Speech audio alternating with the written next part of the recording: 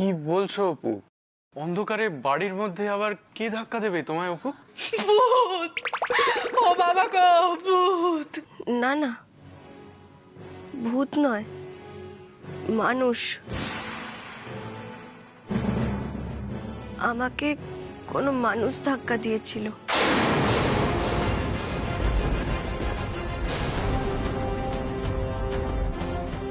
আমি স্পষ্ট কোনো ছায়ামূর্তি সরে যেতে দেখেছি। কে?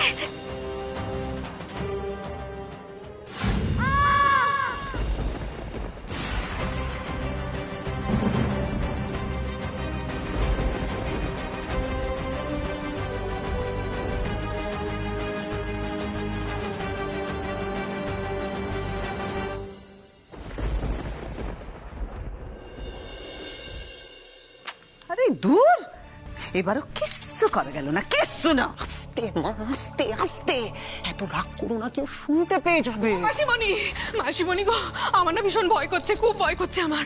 ও মা! কেন, কি কিসের ভয়? ওই অপুকে কোনো মানুষ ঠেলে দেয়নি, কোনো মানুষ ঠেলে দেয়নি ওকে, ওকে না ভূতে ঠেলে দিয়েছে।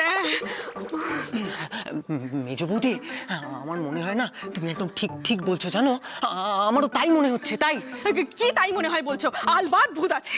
আরে বাবা, এই হালি শহরটা তো গঙ্গার ধারে অবস্থিত, আর আমি শুনেছি বহু বছর আগে পর্যন্ত এখানে ওই চারিদিকে জঙ্গলে ঘেরা ছিল। হ্যাঁ, আর সেই জঙ্গলে বাঘ, সিংহ, কুমির। মাসিমণি, মাসিমণি, এখানে শুধু ওই বাঘ সিংহ নয়, এখানে ডাকাত, জলদস্যু এরা সবাই ছিল।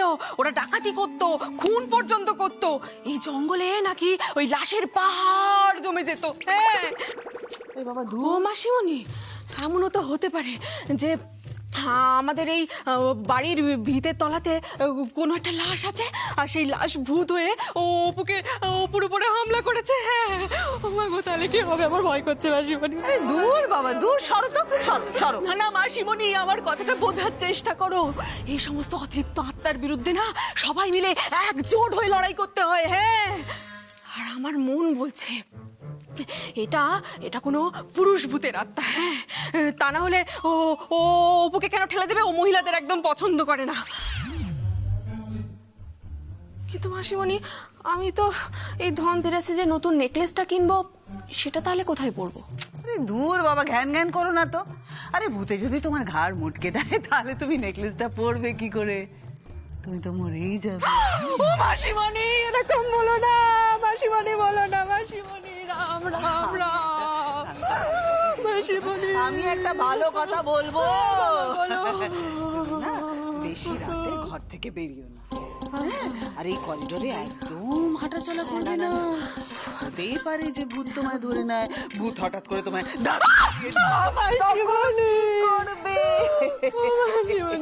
আমি এবার ঘরে যাই। দিদি ভাই, আমায় একটু উঠিয়ে বসিয়ে দিবি? তুই উঠে বসতে পারবি? পারবো। আচ্ছা দাঁড়া, খুব সাবধানে, আস্তে ওঠ। দেখে আস্তে আস্তে আস্তে। একটু ধরো তো বর্ষা। আয়, লাগছে না তোরে? আস্তে আস্তে, খুব সাবধানে। আয়, এখানে হেলান দে। বর্ষা, অনেক রাত হয়েছে, যা তুই ঘরে গিয়ে শুয়ে পড়, যা। বলছি ছোট্টা করবো, আজ রাতটা আমি এই ঘরে অপুর সাথে থেকে যাই না গো। না সেজ বৌদি, তার কোনো দরকার হবে না। আমি আপাতত আছি অপুর কাছে, আর তাছাড়া অপুর সাথে আমার একটু কথাও আছে। তোমরা যাও, গিয়ে শুয়ে পড়ো। আচ্ছা ঠিক আছে অপু, ঠিক আছে আমি চলে যাচ্ছি, কিন্তু কোনো দরকার লাগলে কিন্তু তুই আমায় ডাকবি। হ্যাঁ, সাবধানে থাকিস, লক্ষ্মী বোন আমার। বর্ষা চলো, গুড নাইট।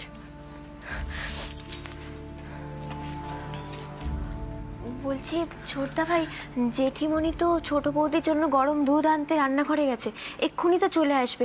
তুইও চল না আমাদের। আমি বললাম তো অপুর সাথে আমার একটু কথা আছে, তোরা যা না, গিয়ে শুয়ে পড় না।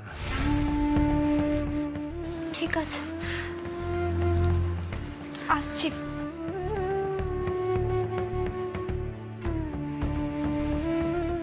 এবার বলো অপু, আমার সাথে তোমার কি এমন কথা আছে যেটা বলার জন্য তুমি এত রাতে একা একা ঘর থেকে বেরিয়ে পড়লে? কি কথা আছে? এই যে তোমার তোমার এত বড় একটা চোট লাগলো, তোমার যদি কিছু হয়ে যেত তাহলে আমার কি হতো? কি করতাম আমি? আমি জানি তুমি আমার ওপর খুব রেগে আছো, তুমি বিরক্ত হয়ে আছো, অভিমান করে আছো আমার ওপর। আমি তোমার মান ভাঙানোর জন্যই তোমার কাছে যাচ্ছিলাম দীপু অ্যাসিস্ট্যান্ট। তুমি আমার চাকরির পরীক্ষা দেওয়া নিয়ে এতটা রেগে আছো আমার ওপর, কনফিউজড হয়ে আছো। আমি সব বুঝতে পারছি দীপু অ্যাসিস্ট্যান্ট, যে তুমি আমার চাকরির পরীক্ষা দেওয়া নিয়ে এতটা উৎসাহিত থাকতে, এতটা খুশি থাকতে, আমায় সব রকম ভাবে সাহায্য করতে সব সময়। তুমি চাইতে যাতে আমি চাকরির পরীক্ষাটা দিই, চাকরি পাই। সেই তুমি কিনা এখন আমার এতটা বিরুদ্ধে চলে গেছো। আমি সেটা নিয়ে তোমার সঙ্গে কথা বলতে যাচ্ছিলাম। আর তো কিছু বলার নেই অপু, যা কথা বলার ছিল তা অনেক আগেই শেষ হয়ে গেছে। না দীপু অ্যাসিস্ট্যান্ট, এইভাবে কোনো কিছুকে শেষ করা যায়? আর যেটা তুমি নিজে শুরু করতে সাহায্য করেছো, তুমি সেটা এভাবে মাঝপথে শেষ করে দিতে পারো না। আমি তো তোমাকে হারাতেও পারি না। আবার আবার তুমি ভয় পাচ্ছ? যে ভয়টা আন্টি বানের মনের মধ্যে এতদিন ছিল, সেটা তোমার মধ্যে সংক্রমিত হলো কি করে? আমি অত কৈফিয়ত দিতে পারবো না অপু। তোমায় কৈফিয়ত দিতে হবে দীপু অ্যাসিস্ট্যান্ট। যে আন্টি বানের মনে এত ভয় ছিল, মেয়েদের বাড়ির বাইরে পা রাখতে দিতেন না, সেই আন্টি মান আজ নিজের মনের সমস্ত ভয় কাটিয়ে আমাকে চাকরি করার অনুমতি দিয়েছেন। আর ওনার ছেলে হয়ে কিনা তুমি এত ভয় পাচ্ছ? আমি এত বড় একটা বাধা কাটিয়ে উঠেছি, আর তারপর তুমি কিনা আমার পথে বাধা হয়ে দাঁড়াচ্ছ। কেন দীপু অ্যাসিস্ট্যান্ট? কেন কেন এরকম করছো আমার সঙ্গে? কেন আমার স্বপ্ন দেখিয়ে সে স্বপ্নটা আমার থেকে কেড়ে নিতে চাইছো তুমি? কারণ আমি চাই না, আমি চাই না তোমার স্বপ্ন আমাদের জীবনে দুঃস্বপ্নকে দেখে আনুক।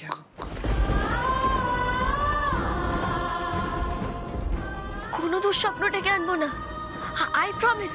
প্লিজ দীপু অ্যাসিস্ট্যান্ট, আমার পরীক্ষাটা দিতে দাও। আমি একদম রেডি, একদম প্রস্তুত।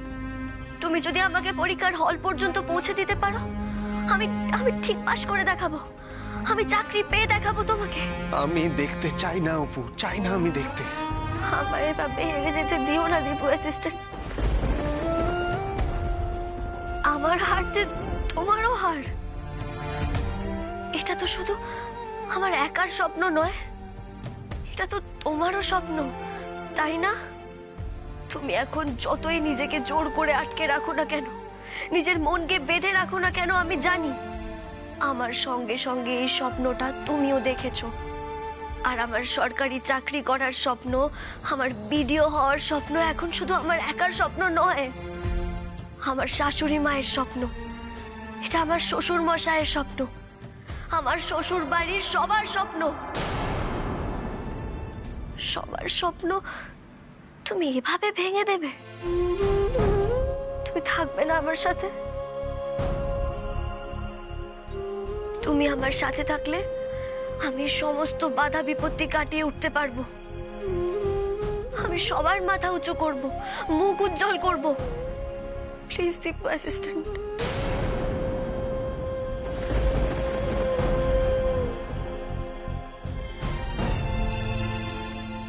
প্লিজ অপু, প্লিজ আমায় জোর করো না।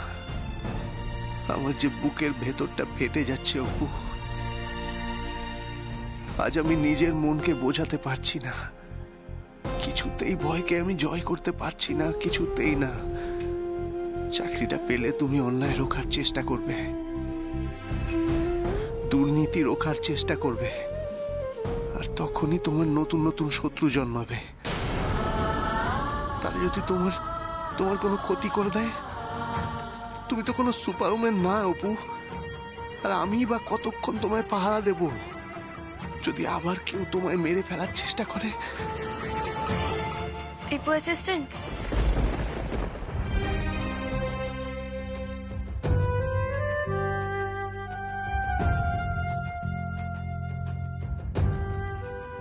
পারমিশনটা আমায় দিয়ে দাও না গো, প্লিজ।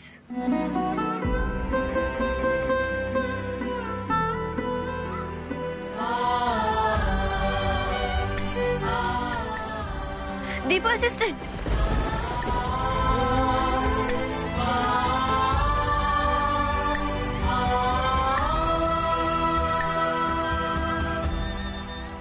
এবার যা করবি আটঘাট বেঁধে করবি। হুটোপাটি করে কাজ করলে কিচ্ছু হবে না, কিচ্ছু হবে না, বুঝেছিস? সবার আগে জানতে হবে যে অপুর পরীক্ষার সিটটা কোথায় পড়েছে। মা, তুমি ঠিক কি প্ল্যান করছো বলো তো? তুমি ওকে ঠিক কি করে মারবে বলো তো মা? যাই হয়ে যাক না কেন, আমি অপুকে কিছুতেই পরীক্ষাটা দিতে দেব না। দরকার হলে আমি অপুকে পরীক্ষার দিন সকালে উধাও করে দেব। তুই সেভাবেই রেডি হ, বুঝেছিস? সবার আগে অপু ভ্যানিশ। অনেক অনেক জ্বালিয়েছে মেয়েটা আমায়, এবার আমার পাল্টা জবাব দেওয়ার সময় এসে গেছে। আমার এই সংসারটাকে ভেঙে ফেলার স্বপ্নটাকে বারবার বারবার ব্যর্থ করেছে এই মেয়েটা। কিন্তু আমার নামও তো যুথিকা। এবার আমি অন্যভাবে এই সংসারটাকে ভাঙবো, আর তারপর সেই ভাঙা সংসারের ধ্বংসস্তূপের উপরে দাঁড়িয়ে তাণ্ডব করবে এই যুথিকা। তাণ্ডব।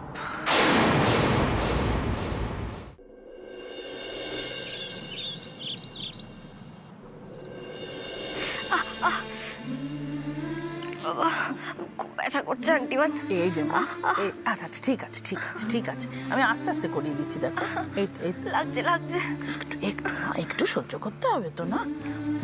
এটা না করলে হবে বলো তো? এই তো আমি আস্তে আস্তে করাচ্ছি তো। এই আন্টিমান, আজ এটুকুই থাক না, আবার কাল হবে, ছেড়ে দিন না। মা, ও শোনা মা, এরকম অবুঝ হলে চলবে? হ্যাঁ, এই ব্যায়ামটা প্রত্যেক দিন না করলে জোর পাবে কি করে শুনি? হাঁটুর জোর পাবে, এই কোমরের জোর পাবে, তবে তো নিজে দুটো পায়ে দাঁড়াতে পারবে, তাই না? তাই প্রত্যেক দিন এই যে থেরাপিটা, এই থেরাপিটা আমায় করতে হবে। থেরাপি? ওটা থেরাপি আন্টিমান? ওই হলো, আমি যতটুকু জানি ততটুকু বলেছি, আমি তো শিখে শিখে বলি। আর তাছাড়া ওই যেটা করতে গিয়ে রুগী থরহরি কম্পমান হয়ে যায় তাকে ওই থেরাপি বলে। এই যে মা, আমি অপুর জন্য এই গ্লুকোজ গোলা জলটা নিয়ে এলাম। হ্যাঁ, তুমি রাখো, ব্যায়ামটা হয়ে গেলে ওকে খাইয়ে দিও, কেমন? আচ্ছা মা, ঠিক আছে। ওনা নিয়ে জানা কি খাবি না? না খেতে হবে। সে যে বৌমা কি বলছে শুনি? দেখুন না মা, ওই গ্লুকোজের জলটা খেতেই চাইছে না। খেতে হবে সোনা মা, দুষ্টুমি করলে চলবে না। খেয়ে নাও, খেয়ে নাও বলছি। আয়, মুখটা খোল। চলো। হ্যাঁ কর, আমি খাই। গ্লুকোজ গুলোর জল একদম ভালো লাগে না। করিস না অপু। গ্লুকোজ গুঁড়ো চেটে চেটে খেতে খুব ভালো লাগে, জিভে দিলেই না কেমন একটা ঠান্ডা অনুভূতি হয়। ও, চেটে চেটে খেতে খুব ভালো লাগে তোমার? জিভে ঠান্ডা? একদম না, ওটাকে গুলে খেলে ওটা তবেই উপকার পাবে তুমি। হ্যাঁ, খাও, খেয়ে নাও বলছি। শুধু দুষ্টুমির কথাবার্তা, সে যে বৌমা খাইয়ে তবে যাবে। হ্যাঁ মা, খেয়ে নাও। হ্যাঁ কর, খেয়ে নে। লক্ষ্মী বোন আমার, এরকম করিস না, খেয়ে নে, খা।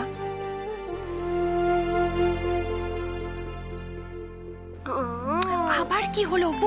আর খাবো না। আর খাবো না মানে কি? মা কিন্তু রাগ করবেন। একটু ভালো খালো না। লক্ষ্মী মেয়ে, খেয়ে নে না। ঠিক আছে, আমি এখানে রেখে গেলাম, তুই কিন্তু মনে করে এটা খেয়ে নিবি, কেমন? ভালো না। ও সে যে বৌমা, হ্যাঁ মা। ব্রাহ্মী শাকটা ভাজা হয়েছে তোমার? না মা, ওটা না আমি বেছে ধুয়ে রেখে এসেছি, অপুকে খাওয়ার আগে গরম গরম ভেজে দেবো। একদম মনে করে সোনামাকে ঘি দিয়ে ব্রাহ্মী শাকটা ভাজা করে দিও, ভুলে যাও না কিন্তু। হ্যাঁ, তোমার বাবাকে দিয়ে ওটা আনিয়েছি আমি, জানো তো? ওই ব্রাহ্মী শাক খেলে না স্মৃতিশক্তি বাড়ে গো। ব্রাহ্মী শাক ভাজা? ওরে বাবা, ও তো খুব তেতো। না না, আমি খাবো না। আমি খাবো না বাবা, আমি খাবো না বাবা। তো ব্রাহ্মী শাকটা কে খাবে? আমি? আমার একটু কথা শোনো, তুমি কালকে পরীক্ষায় বসতে যাচ্ছ, হ্যাঁ? কত বড় বড় পরীক্ষা দিতে হবে তোমায়, বড় বড় প্রশ্নের উত্তর দিতে হবে। ওই ব্রাহ্মী শাক খেলে না স্মৃতিশক্তিটা বাড়বে, সেই জন্য তো খাওয়াচ্ছি। দেখতে দেখতে পরীক্ষাটা চলে এলো, কালকেই চাকরির পরীক্ষা। আচ্ছা আন্টিমান, আপনার ছোট ছেলে আমায় অনুমতি দেবে তো পরীক্ষাটা দেওয়ার? অনুমতি দিতেই হবে ওকে। আসলে কি জানো শোনা মা, আমার ছোট ছেলেটা না একটু ভয় পেয়ে গেছে। ও যাকে যাক, ও ঠিক হয়ে যাবে। তুমি ব্রাহ্মী শাকটা খাও, তারপরে দেখো এর কি কামাল, কিরকম মাথাটা খুলে যায়। ওই যে তোমরা কি করো না, ওই মেশিন টেশিন, ওই যে কম্পিউটার মেশিন, ওর থেকেও দেখবে মাথাটা দৌড়াবে। ও মা, কি কথা হাসছো কেন? ভুল বলেছি? ও আন্টিমান, হ্যাঁ, এত ধেড়ে বয়সে ব্রাহ্মী শাক খেলে না আমার কিছু হবে না। ব্রাহ্মী শাক তো ছোটবেলায় খেতে হয়। ও তা তুমি বুঝি অনেক বড় হয়ে গেছো? আচ্ছা আচ্ছা, তুমি একটুও বড় হওনি, তুমিও বড় হওনি, আর আমার দীপু ছোট খোকা সেও বড় হয়নি, বুঝেছো? ওই লম্বায় চওড়ায় সব বড় হয়েছে, বুদ্ধি ছোটদের মতো আছে। আমি শাসন করে সবাইকে বড় করে তুলবো। আমি এই অবলা মুখার্জির কাছে না কিচ্ছু অসম্ভব নয়। অসম্ভব, একেবারেই অসম্ভব। কি হয়েছে দীপু?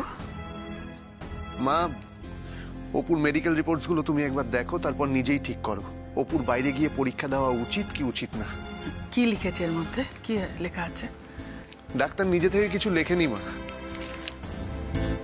অপুর যা কন্ডিশন, তাতে অপুর বাইরে গিয়ে পরীক্ষা দেওয়াটা একদমই উচিত না।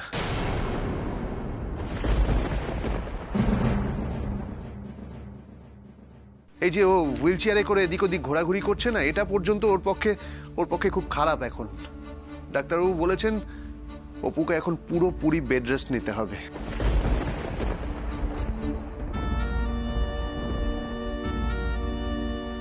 আর ডাক্তারবাবু শুনেছেন যে ও হুইল চেয়ার থেকে পড়ে গেছে। ডাক্তারবাবু শুনে ভীষণভাবে উদ্বিগ্ন।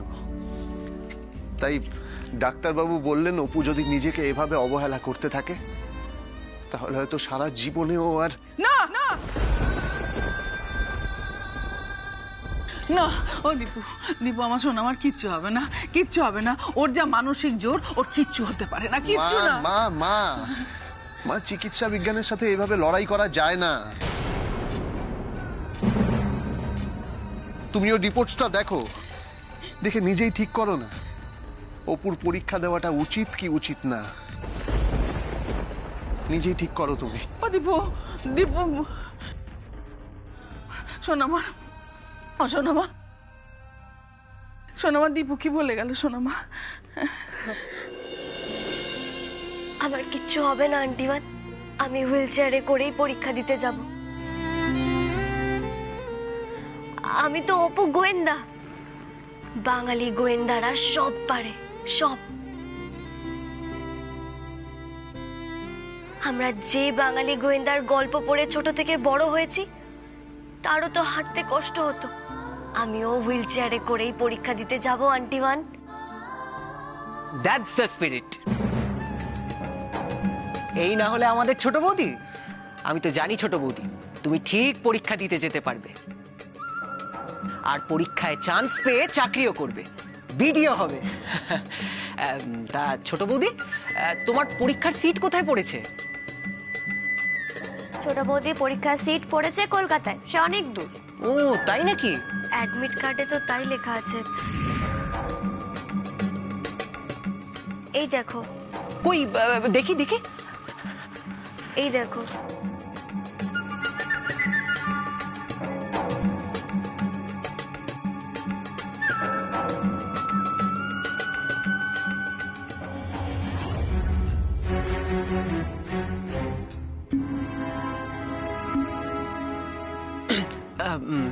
সরস্বতী ইনস্টিটিউট অফ টেকনোলজি, এ তো কলকাতায়, সেই গড়িয়াহাটের কাছে।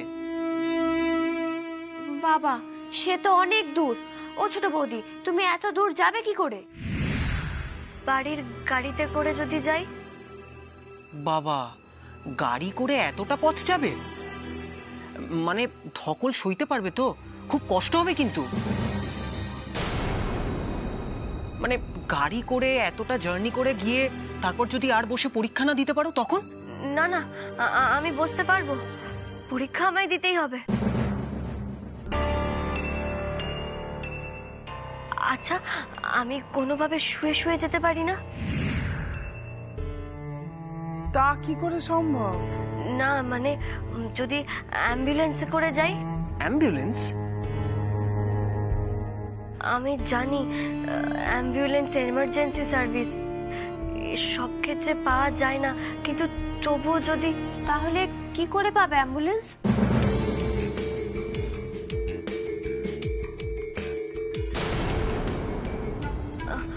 আচ্ছা, ডাক্তারবাবুর সঙ্গে একবার কথা বললে হয় না? উনি যদি লিখে দেন তাহলেও পাবো না? আমি কথা বলছি ছোট বৌদি, আমি খোঁজ নিচ্ছি। মাসিমণি, আমি একবার খোঁজ নিয়ে দেখবো। দেখ না বাবা, একটু খোঁজ নিয়ে দেখ না। এবারে জমবে মজা। আমি আমার ঠিক করা অ্যাম্বুলেন্সে অপুকে নিয়ে যাব।